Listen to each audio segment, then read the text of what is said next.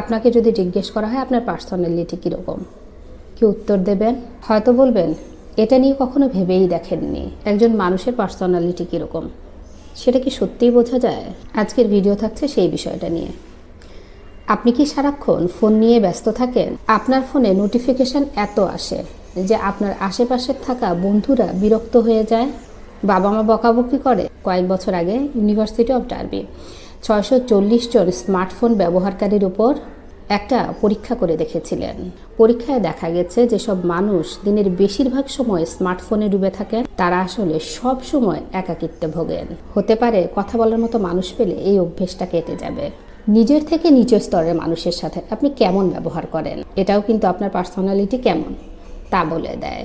যেমন রেস্টুরেন্টে খেতে গিয়ে আপনি ওয়েটারকে কিভাবে ডাকেন, কিংবা ঘর পরিষ্কার করার জন্য লোক আছে বলেই কি আপনি সবকিছু অগোছালো করে ফেলে রাখেন? তাহলে হতে পারে আপনি কিছুটা উন্নাসিক। আর এখনই কিন্তু সুযোগ, নিজের এই ছোট ছোট খারাপ অভ্যেসগুলো সম্ভব হলে আজই বদলে ফেলুন।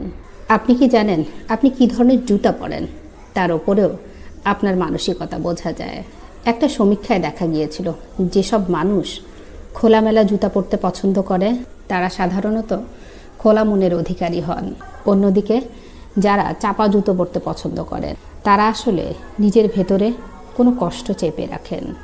আবার যারা সবসময় নতুন এবং পরিষ্কার জুতা পরে থাকতে চান তারা সবসময় তাকে নিয়ে অন্য মানুষ কী ভাবছে সে বিষয়ে সচেতন হয়ে থাকেন। কারোর সাথে হঠাৎ দেখা হলো রাস্তায়, কিভাবে তাকান আপনি? কর্নেল ইউনিভার্সিটির একটা স্টাডি বলছে যখন আমরা কিছু ভাবি অথবা ইমোশনাল হয়ে যাই, বা ধরুন এমন কিছু বিষয়ে কথা বলি যেটা আমাদের অস্বস্তি সৃষ্টি করে, তখন কিন্তু আমরা সামনে দাঁড়ানো মানুষটার দিকে তাকাতে পারি না। অন্যদিকে আপনি যদি সামনের জনের চোখে চোখ রেখে কথা বলেন তাহলে নিঃসন্দেহে বোঝা যায় নিজেকে নিয়ে এবং নিজের বক্তব্যকে নিয়ে আপনি ভীষণ কনফিডেন্ট। হ্যান্ডশেক বিষয়টার উপর আমরা গুরুত্বই দিই না, কিন্তু কার সাথে হ্যান্ডশেক করছি সেটা নিয়ে মাথা ঘামাই আমরা। এখানে আপনাকে জানিয়ে রাখি, কোনো মানুষ যদি দৃঢ়ভাবে আপনার সাথে হ্যান্ডশেক করে তাহলে খুব সম্ভবত সেই মানুষটি এক্সট্রোভার্ট। তেমনি যারা খুব আলতোভাবে হ্যান্ডশেক করে তারা মূলত দুর্বল মনের মানুষ। আপনার কি সব কাজে দেরি হয়ে যায়? অনেকেই হয়তো এটাকে বদ অভ্যেস বলেন, কিন্তু সব ক্ষেত্রে তা ঠিক নয়। হতে পারে আপনি একজন মাল্টিটাস্কার, আপনি একসাথে অনেক কাজ সামলাতে পারেন, হয়তো সেজন্যই সময়ের দিকে খেয়াল রাখতে পারেন না। কোনো জিনিস কেনার সময় আপনি কি শুধুমাত্র নিজের কথাই ভাবেন, নাকি ভালো কোনো খাবার দেখলেই আপনার প্রিয় মানুষটার কথা মনে পড়ে?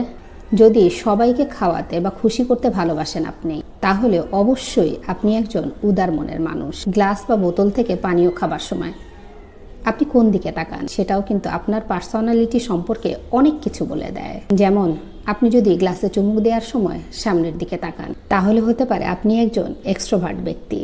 নতুন নতুন বিষয় জানবার জন্য সব সময় প্রস্তুত থাকেন আপনি।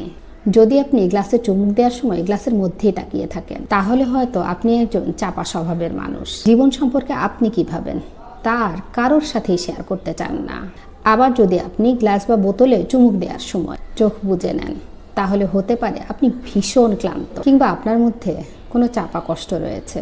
তাই এর পরের বার যখন কোনো মানুষের সাথে আলাপ হবে তার পার্সোনালিটি টাইপ কি সেটা ভিডিওতে বলা এই কথাগুলোর সঙ্গে মিলিয়ে দেখার চেষ্টা করুন।